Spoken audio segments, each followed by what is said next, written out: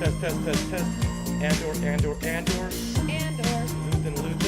You guys can hear our mic test, I think. All good.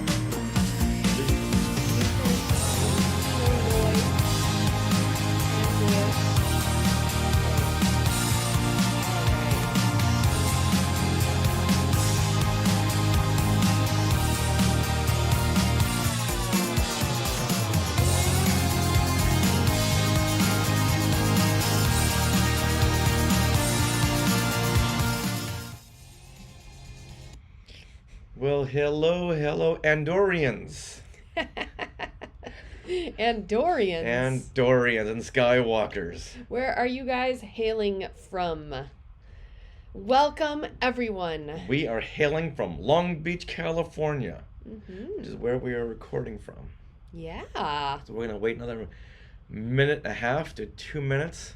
We are a little earlier than the 10:15, but we just wanted to, we're so excited to talk today Yes. about this amazing arcs and episodes and movie that we have in Andor Mm-hmm. and share some really cool things. We are excited about it. Excited. Glenn is coming from Nashville. All right, I'll be right back. Oh, interesting. Glenn, is that where you usually live, Glenn? For some reason, why do I still think you live in Florida? I don't know why, or Georgia. But regardless, welcome. Yay. We are excited to join you guys. And Job is here too. He's going to talk. Now, I know not everyone has seen this episode Andor, so if you haven't, then please don't watch because we're going to go into some spoilers here about that. Someone is bowed up because of that. Yeah. Want to make sure that you guys have watched it. So, Glenn, did you have time to watch it today? I hope so. Yay. Mm-hmm. And it is earlier than we usually record, but that's because we want to get this episode out. Yeah, and since Glenn is here, when are we doing our Andor discussion? I already put it out Thursday, I believe. So tomorrow. Tomorrow evening at 8 p.m. It's going to be very late for you on the East Coast, but that's the only time we could do it this week, period. So it was either that 8 p.m. Pacific tomorrow or not happening. So there you go. So yeah, that's a discussion that anyone can join in. It's a Zoom chat, 8 p.m. tomorrow, 8 p.m. Pacific. And the Zoom link is in our group events on Facebook. All right, if you're just joining us, we're going to go over episode 10 of Andor, which just came out today. So there will be spoilers. Yeah. Spoilers that you knew were coming 3 episodes ago. Yeah, so you seem low, but then if you start talking... Test. Hello. Okay. Keep going? Test. Okay. Well, should we start I think we by should. recording? I think we should. So, guys, we're going to start our recording. We are so excited. We can't wait. Yeah, So with here some we go. announcements Mhm. and some interview sound bites. Yeah. We talked with the production designer and the The costume costume designer designer, of yeah. Andor. And Yeah. wow, learned some cool stuff. Okay, we are recording. This is what you can look forward to on episode 396 of Skywalking Through Neverland. Hey, Skywalkers! We are still shaking from this most recent story arc on Andor. So much to discuss. So, get on program as we welcome you to Skywalking Through Neverland. I am Richard Woloski, but now everyone please say hello to my sweetie wife Sarah, who woke me up at 6 a.m. this morning to rewatch this episode of Andor again for the 3rd time. One Way Out. Now we know the name. Yes. Now we know the name. So, full disclosure, we saw this episode 2 weeks ago together. We couldn't talk about it until now. So now we're like so excited to talk about it. And I remember when we saw it, we were like clutching hands during that 16-minute prison break scene. amazing. Spoiler. Like, Once again, spoilers. Yeah. and like a shaking and like crying. Like it's so visceral, this Star Wars. It's amazing. And I forgot what we were talking about. I was telling everyone that you woke me up like it was Christmas morning to rewatch Andor. This last episode, No Way Out. One Way Out. No Way Out. That's the Kevin Costner movie. I keep saying No Way Out too. It's One Way Out. Come on, we should know All right, so this. instead of talking about Andor, we're going to talk about this 1987 Kevin Costner, Sean Young movie. No. What? Want to talk about One Andor? Way Out. One Way Out. All right, well, you have joined us. We are your enthusiastic podcast destination for the many decades of your Star Wars, Disney, and Marvel fandom, and it's paying off right now. So imagine a big Wookiee hug from us and a sprinkle of pixie dust for our family of Skywalkers. So, if you haven't already guessed, coming up on this episode, we are sharing our current thoughts on Andor through episode 10, One Way Out, as well as we will be sharing our roundtable interview with Andor's production designer, Luke Hull, and costume designer, Michael Wilkinson. And we learned a lot of really amazing, story-driven, interesting things from them that we'll be sprinkling throughout our conversation and then talking about, because it really informs the story, what they've done. Yeah, a lot of questions were answered. Mm-hmm. All right, now we are being sponsored by Small World Vacations, and they are a diamond-level Disney vacation planner travel agency and can help you book your trip to a Disney park around the world or on the Galactic Star Cruiser. And best of all, this service is free of charge. How do we know that? Because we're using Small World Vacations next week as we go to Walt Disney World and Hollywood Studios and all the fun things that Disney has to offer in Florida. Mm-hmm. So head over there to smallworldvacations.com for a no obligation price quote and tell them Skywalking Through Neverland sent you. Truth be told, when I called up and made some reservations and such, I forgot to tell them that Skywalking Through Neverland sent me. Uh-oh. But they said, Rich, we know who you are. Okay, you don't have to tell us. We know who you are. We can put two and two together. That's good. That's good. Yay. Now, we are recording this from Long Beach, California on November the 9th, 2022.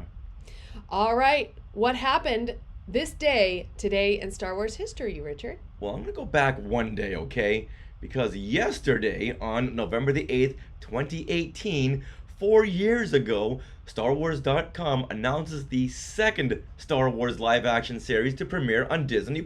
Which was, well, I don't know. It was an untitled series that follows Rebel spy Cassian Andor before the events of Rogue One. wow. So well, the Book of Boba Fett?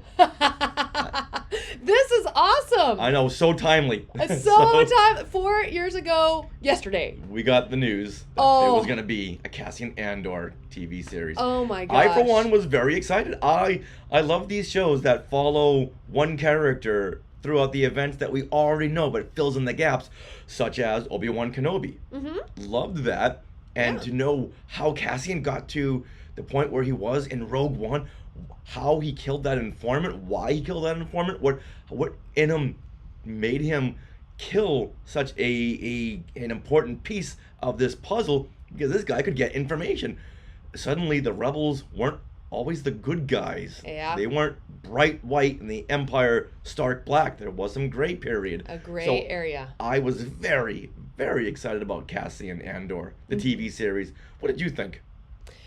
I'm trying to remember that far back. I know that I have been pretty geared up for this series. Like, Rogue One wasn't my favorite of the films, but I did like Cassian, and I do, especially Diego Luna. I really loved how into his character he was, how excited he was to portray Cassian. So just based on that alone, I was excited for the series. And then I think the trailers really hyped me up for it.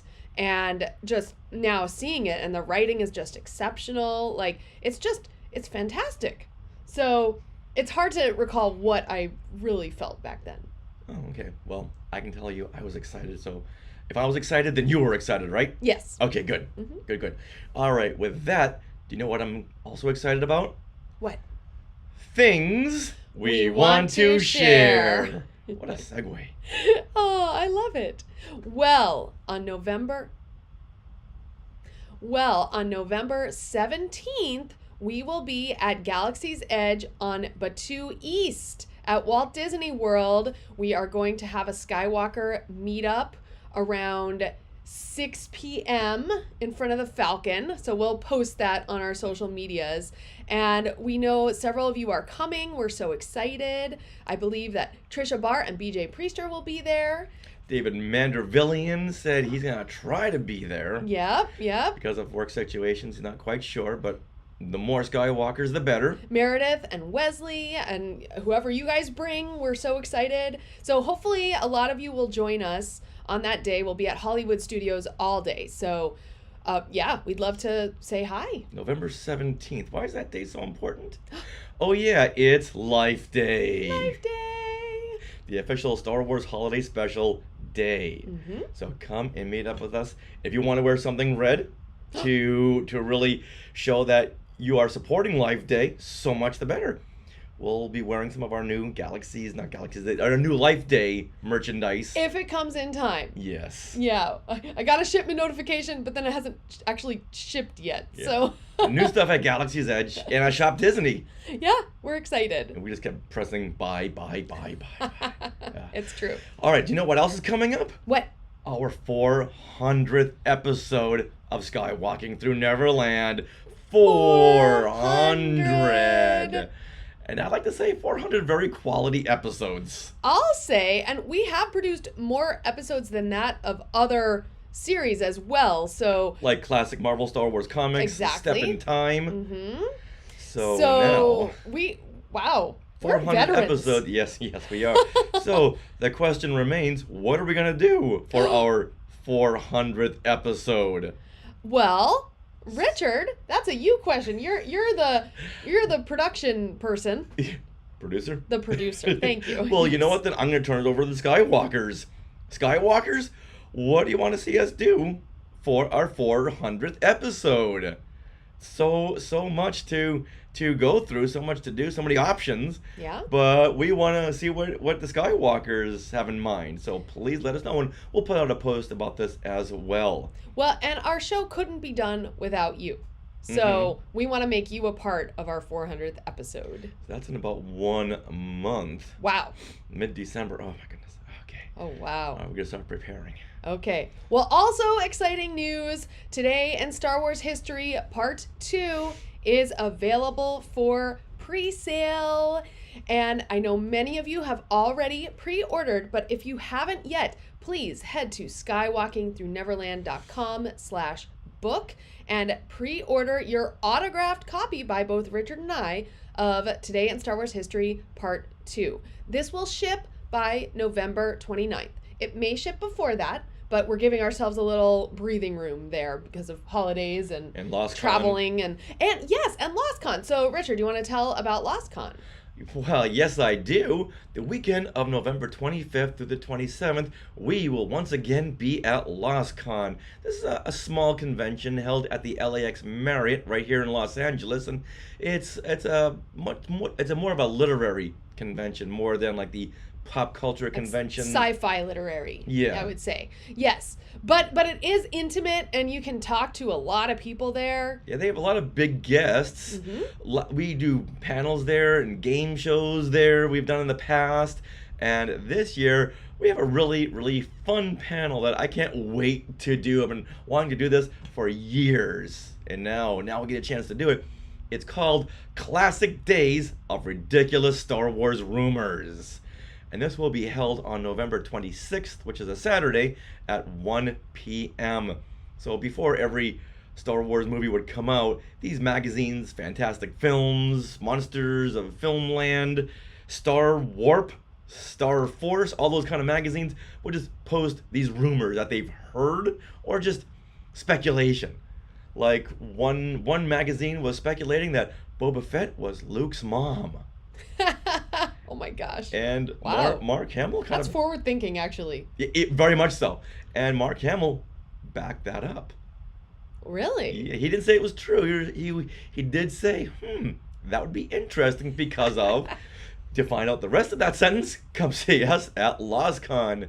And I just can't stop doing research on this because I thought I was done like a month ago, but then I keep on reading other magazines and like, oh, we gotta talk about this, we gotta talk about this. Like Gary Kurtz explains how awkward it will be to give each episode a number, like episode 4, 5, 6, and just give it a title. Oh. So, because is Empire Strikes Back episode 2? Is it episode 5? And this is going back to like 1979 when he was thinking this, because he knew there was a trilogy before the original trilogy. Right. So we thought, you know what, we're not going to do numbers, we're just going to do titles. Yeah, they should have stuck with that. that didn't work out. And one more thing we can tease. Yes, thanks. That's the word. That Dave Prowse reveals that Han Solo will die in The Empire Strikes Back. Wow. Oh, Dave Prowse. That pretty much answers the question. Why don't they ever bring you up on press tours? Because you reveal everything. Oh my gosh. He also revealed in like 1977, 1978 that Darth Vader was Luke's father. He didn't know but he just said, hey, you know what? It makes sense in going back, looking at mythology. It makes sense.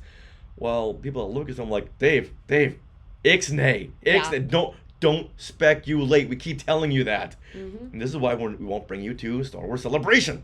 Right. So you're going to talk about all of that, and yes, who are our special guests? And more. Craig Miller, who worked publicity for The Empire Strikes Back. Well, he kind of littered some of these magazines with these rumors to throw people off. And now we have him on this panel. Perfect. We also have Max Cervantes and Kevin Toft of the Max Effects podcast. They were around when these magazines came out, and I know they've got lots and lots to say about this because it's going to be a very fun discussion. Very, very fun. So once again, that's at LostCon, November 25th through 27th. That particular day is Saturday, November 26th at 1 p.m. And it is held at the LAX Marriott in Los Angeles. All right. Now, before we move on, I got to say that we are special guests on a couple of upcoming episodes of other people's podcasts to promote today in Star Wars history. So we got to thank Chris Mocht, one of our recent guests, Chris Mocht from Mock Tales from the Cantina. We're going to be on his show tomorrow, which airs next week. Okay. We recorded a couple of hours with Steele Saunders for his podcast. Lots of great discussion there. And there might be a few more interviews coming up. If you guys want to interview us about our book, Today in Star Wars History, just get in contact with us. We'd love to send you a copy. You can interview us. Let us know. Yeah. And there's so much more to discuss. We can discuss Andor as well and the Star Wars Holiday Special. We're just popping with information. It's true. I can't believe I just said that. At least you don't put it down. Yes. Or drop it. Drop it. Thank you. That's what I was like. Wow. Poppin'. We can't speak today. I've been watching too much Nick Cannon. Oh, that's popping. Oh, really? I was wondering where that came from. Yeah, I don't know why. It's stuck in my head. Now it's gone. Now I'll never say that again. That is so funny. All right, with that, let's talk Andor. And I could want to say... All right, with that, let's roll into our very hefty discussion on Andor. And we'll be speaking to Luke Hull, the production designer, and Michael Wilkinson, the costume designer on Andor. And once again, there will be spoilers. Okay. I could get No Way Out of my head. One way, where do you want me to put it? One Way Out. It's in there. Yeah, but you just need to look up and see it every now and then. Okay, so here we go. All right, you guys, so now we'll take into account your comments on Andor. So I know, Glenn, you've been commenting, which is great. Let us know. Yeah, any comments you want to say on episode 10, we'll try to roll them in here. Okay, here we go. Andor is just a few weeks away from wrapping up its first season. And it's going to be such an extreme struggle to wait until 2024 for season 2. Because that just hurts listening to that. It does, because this season so far has just had some of these fantastic top-notch episode arcs that are like they are Star Wars movies. I'm sorry. It's like we have been watching, I think, 2 huge Star Wars movies with some interstitials. Hopefully another Star Wars movie coming up with this finale, 2-episode arc. And I mean, this current arc that we've just watched that ends with One Way Out, where everyone is trapped one way or another, it's blowing our minds. So just ahead, we're going to discuss this current arc with a focus on episode 10, One Way Out. Out. And once again, please note there will be spoilers ahead. Spoilers that you can see coming in episode 7. Right. Also, we attended a virtual press roundtable with production designer Luke Hull and costume designer Michael Wilkinson, who gave us some great insight into the making of Andor. Do you want to read that in case you... Oh. Now, in case you need a refresher that leads into this current story arc, Episode 7, Announcement, deals with the galactic fallout from the Aldhani heist, including the Empire's oppressive response and what is costing the innocent citizens of Ferrix. Oh, man, leave him alone. Cassian tries to follow his plan of living it up on the planet Niamos, and ends up incarcerated for being in the wrong place at the wrong time and sentenced up to 6 months in jail, which quickly turns into 6 years. And now another refresher, episodes 8 through 10 follows Cassian in that prison and the eventual and pulse-pounding prison break. On Coruscant, Mon Mothma throws a dinner party and tries to access her family wealth in a way that can't be traced by the Empire. Meanwhile, Dedra Meero and the ISB are getting the upper hand on a rebel cell with Andor in the middle, and they are so blinded by their own superiority complex that they don't even know that they already have him in prison. And also, we see just how ruthless Luthen can be, and it's revealed that an ISB agent is really a rebel who has spent 6 years working his way up in the ISB to be a spy for Luthen. And Vel, we learn, is Mon Mothma's cousin. Quote unquote. We Yeah, don't do know we that think? she's Yeah. really, because when it was said that, oh, your cousin is waiting for you, she looked like, cousin. Like when an older man says, this is my niece. Right. Oh. Yes. All right, so we can't wait any longer. So let's jump right into the intense story arc that was just released today. The climax. Episode 10, One Way Out. That should have been renamed Monologues Aplenty. How about those monologues, those speeches? Oh my gosh. So Kino Loy with his speech, I know, Richard, you and I were like clutching hands, the mic ready, basically. And Luthen's like standing there, like hunched over, like not knowing what to do. Like, And I didn't think this day would ever come. I don't know. No. I'm speechless. And it's so poignant when Cassian was like, it has to be you. It has to be you. And he was so reluctant to do it, but he is the voice of his squad. He's the voice of his team. Like, they needed to hear Kino. Right. And I started crying. How about you? Well, the fact that he couldn't get the words out because once again he's been in this rut of Imperial supervision, but now he's under his own supervision. Well, Cassian's supervision.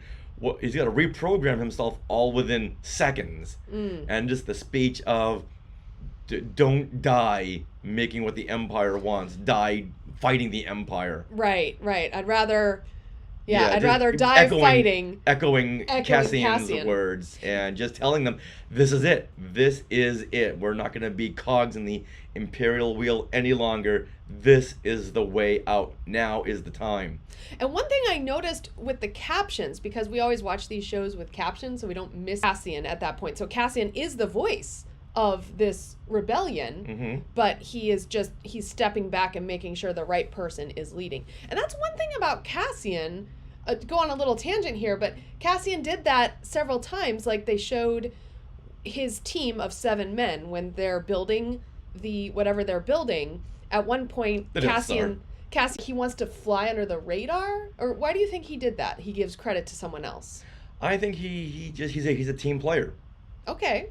He's a team player who's just at times forced into the lead role. Right. Which he's done time and time again. Right. Even on the Aldani heist. It's almost like he's fighting the leadership role, which he is destined for. Like he really is a leader, and he's kind of growing into that at this Even point. on in the first couple of episodes when they were on the Aldani or no Ferrex? when he was a little kid.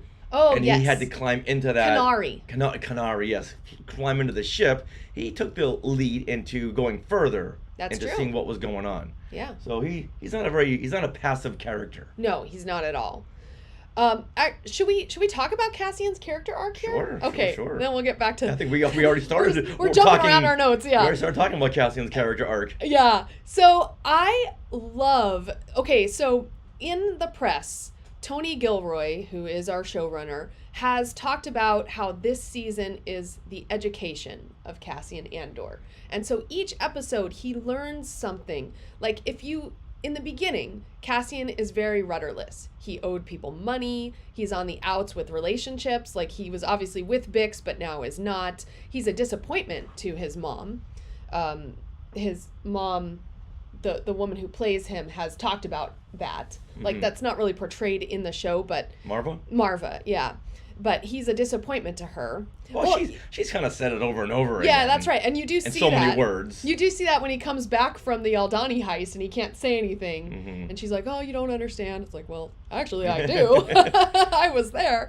But yeah. So now, because he's been on this heist, he's been in prison, he's learned more about the galaxy and experienced more, and he's learned more about himself. He was a huge asset to the team on Aldani, even taking the lead in like, I'm going to fly this shuttle. No one else is going to fly this. Like he realized that he had the skills to do that. So he's become more confident in himself. And the prison, I feel, has just honed this confidence.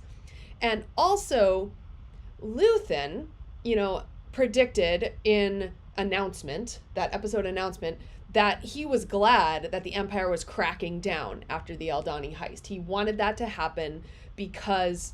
Well, it shows they made an impact. It shows they made an impact, but Luthen wanted that to happen because he knew that oppression would breed rebellion. Put in jail, wrongly accused, and now in jail he's finding that he is leading this rebellion there, the breakout. Like he and like two other guys have been planning all along how they're going to get out. And it's exactly as Luthen has predicted and wanted. So, and also Cassian got his 7-man team building like at the top of the leaderboard within a few weeks. It's kind of shown in that second episode of this arc. So I think it's really cool, and we're really learning what Cassian can do as he's learning himself, which is really neat. Now, what has made this so personal to Andor? The Empire has really come down with a reign of terror over the whole galaxy. But what was that one thing that makes it very personal to Andor, that it just keeps pushing him forward? And it's very easy, like the other thousands of prisoners, to just step back and go, this is my life, this is my fate. But something in him is like, no, I'm not going to let the Empire win. I'm not going to let it win. And I know he's seen it here and there. But something has had to have made it very personal. Well, the fact that he was wrongly accused himself and thrown in jail, I think, is personal. It needs to go a little bit beyond that. Well, maybe we'll see. I mean, because if something happens to Marva, which I hope it doesn't, but... I'm guessing something happened on Canary, and he knows his sister is lost. Right. So I think they set up very brilliantly that his sister is missing in the first episode. So I think this very personal vendetta has to do with the loss of his sister. Okay. And then if he learns what's happened to Bix and how she's been tortured as well, that's also going to spur him on. Poor Bix. So there's so many different ways to be angry at the Empire. Yes. But something very personal needs to catapult him into this relentless, I've got to defeat the Empire attitude. Right. Okay, question though. So Kino Loy, he gets to the top, after his speech, he gets to the exit and he finds that he has to jump in water and swim to freedom, and he can't swim. Do do we